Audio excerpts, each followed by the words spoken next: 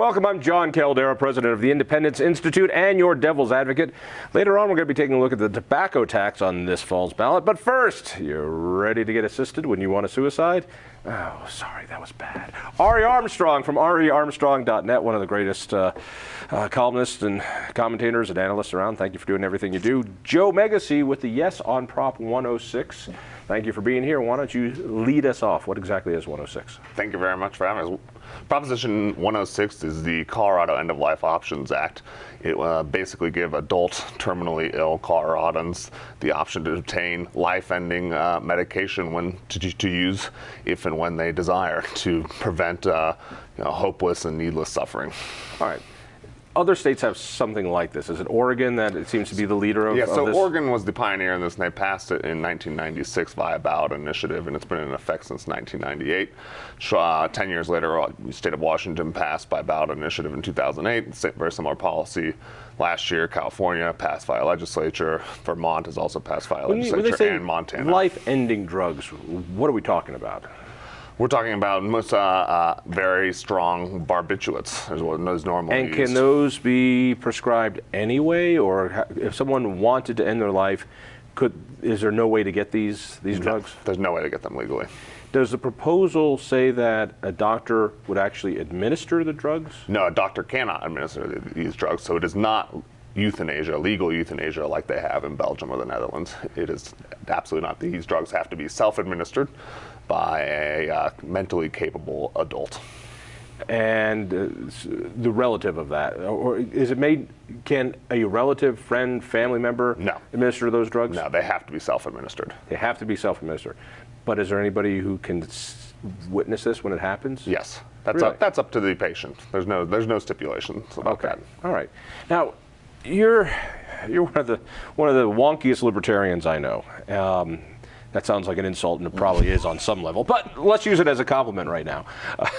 And I was surprised to see that you had some problems with this, because I would think this would be kind of up your alley. Well, yeah, I have some different criticisms about this measure than what you might often hear. And so my criticisms are more with the language, specific language of the provision. And so I actually agree that individuals have a moral right to decide whether or not to take their own lives in the kind of circumstances we're talking about, terminal illness.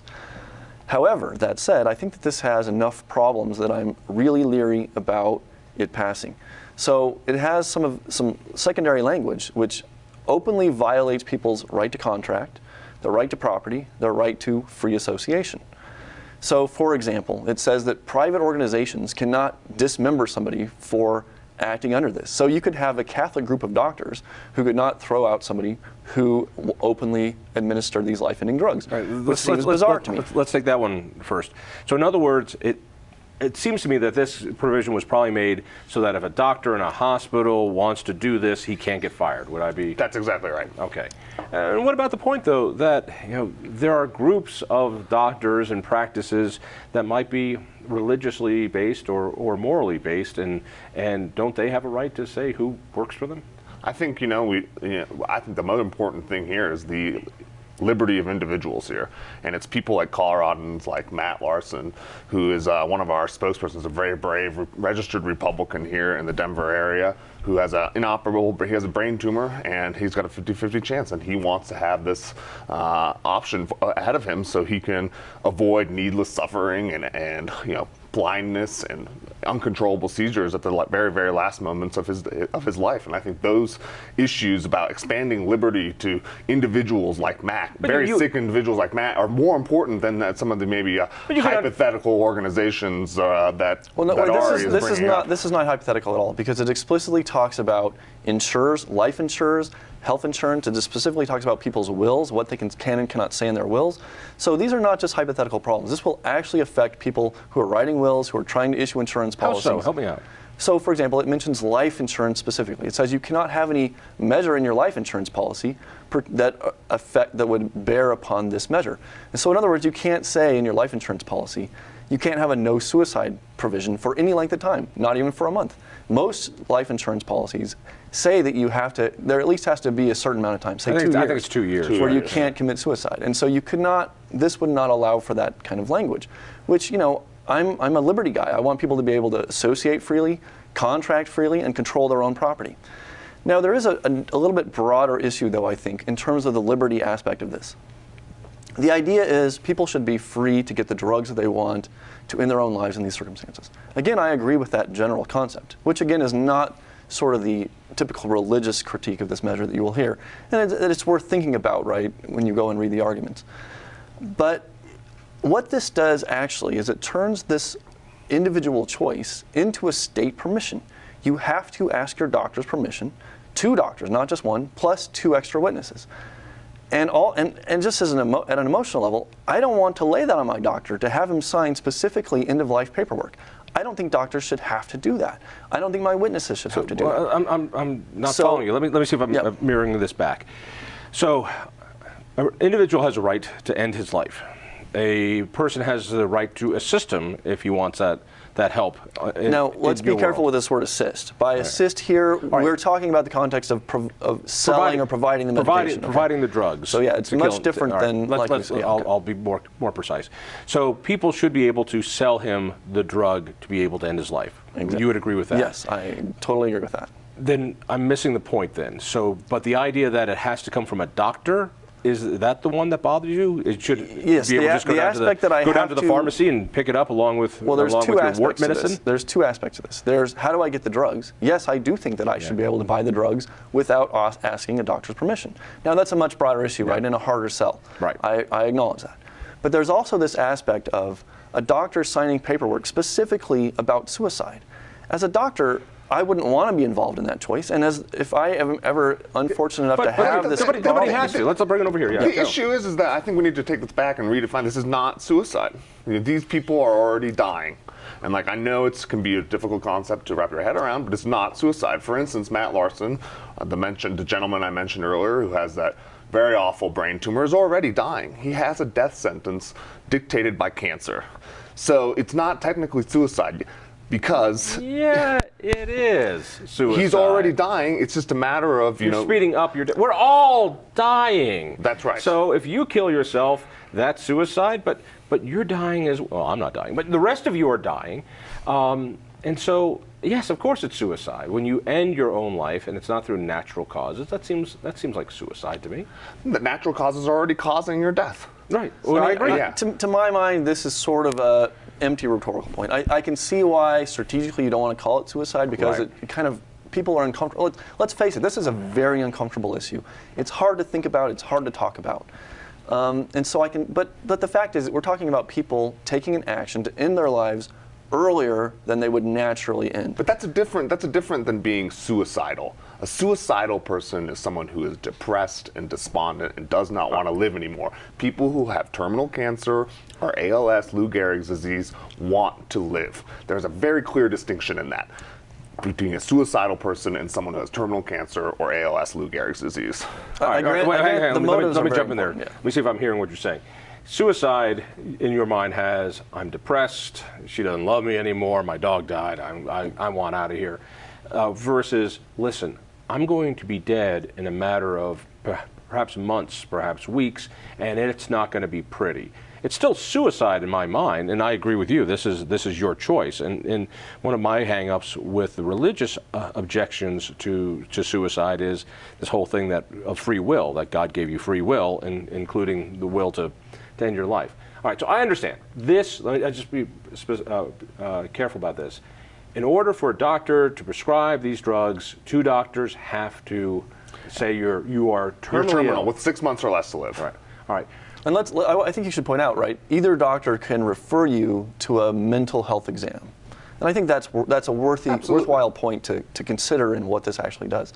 So, I think it's fairly thoughtful. If you favor this, there's a lot of thoughtful provisions, I think, to prevent abuse. And I think that's just kind of an honest way to evaluate it. Let me bring up one that I keep hearing, which is, it says doctors, but there are a lot of doctors out there. I mean, so a podiatrist can be the guy who writes a prescription here or says it's time to do that. I don't think a podiatrist is the guy to do this. There are provisions that eliminate podiatrists or other doctors. That they have to be some sort of doctors that have a specialty in dealing with that sickness. Okay. Really? Yes. All right. Why the statutory route? As we're fighting for our right to be able to change the Constitution, this is a heavy, big issue. Why was it decided to go the statutory route rather than Constitution? I think it's precisely because it is such a heavy, serious, big issue that the proponents of this initiative felt the need to allow the legislature to be able to tinker it and modify some of these concerns, because we are dealing with life and death with this issue. Let me try the church part of this. This is sanctioning of suicide. This is sanctioning of killing. Why would we want to put something about a doctor's relationship with his patients in the books? This doesn't belong in law. This is, if you want to kill yourself, go kill yourself. Why do we need to do this? You're able to go end your life anyway. Because right now, with the law set up as it is, people that want to end their lives, that may be terminal ill, would have to do it so in secret, and often so in a violent manner, with a firearm or hanging themselves, and leaving that mess for loved ones to come upon and find out, which is, I think, fair and compassionate, just because and I think it's wrong to do that just with the way the law is set up. And so I think that we need to change that law so that doctors can feel free about having these honest conversations with their patients about the end of their lives. And in Oregon, they've had this law in Oregon for about 18 or 19 years. And they found actually in Oregon that the palliative care and hospice care, end-of-life care, has actually improved there, because patients and doctors are having a more honest conversation about life and death. And not everyone who takes the drugs, that is, asks the doctors for the drugs, uses those drugs. Yeah, that's a fascinating statistic, I think, from Oregon. So since this law has been in place in Oregon since 1998, about 1,000 people have used it. There's about an additional 650 or 700 folks that have gotten the drug but have decided not to use it and died.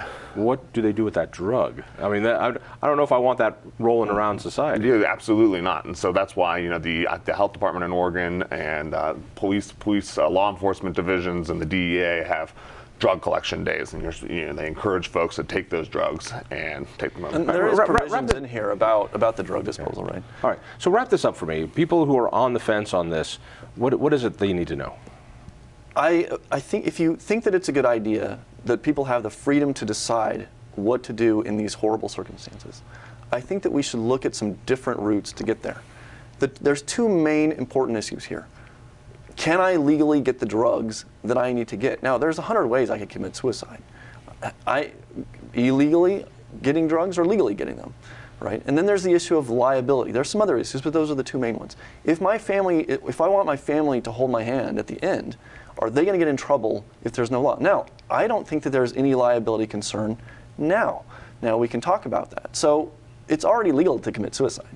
There's already little to no liability concern if your family is with you in the end. So I don't see any pressing need to push forward with a flawed, to my mind, from a liberties perspective, obviously flawed measure.